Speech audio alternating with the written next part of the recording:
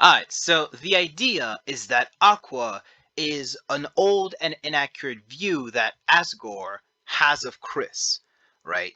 Now, the main argument that I'm gonna be making is that Asgore is and this is gonna sound bad, hear and out, alright, is a toxically masculine man who views the safety of his family and everything that's happening to town as his responsibility, so much so that that's the main reason why he allows himself to fall into this conspiracy theory mindset that people have noticed about Chapter 5, right?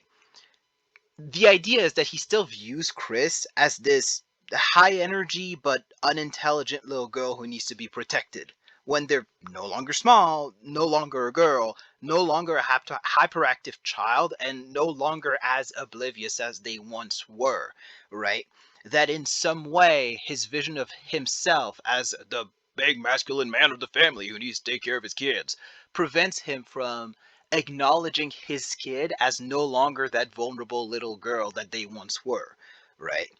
His view essentially can't adapt because he's buried so deep into his dark world research due to his commitment to his quote unquote duty that he can't leave this past and live in the present, right?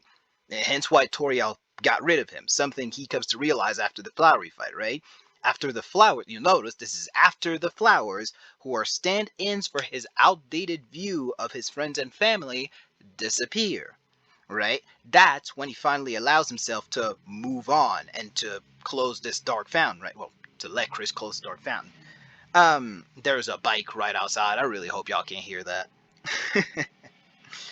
Because he's a good guy at the end of the day, right? As soon as his admittedly very oblivious dumbass realizes that burying himself into this dark world, only to find out more about this incident that he'd be better off leaving in the past, as soon as he notices that that has brought harm to Kris, he immediately, on a dime, turns to, let's close this dark fountain.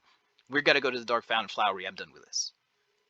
Right. I probably titled this some clickbait title like fucking Kris's AFAB or something.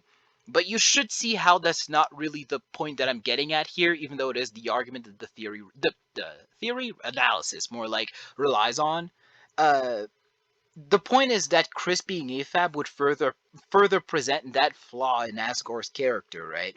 In his inability to recognize the passing of time, the fact that things can't go back to how they used to be, and on some level, his refusal to accept that.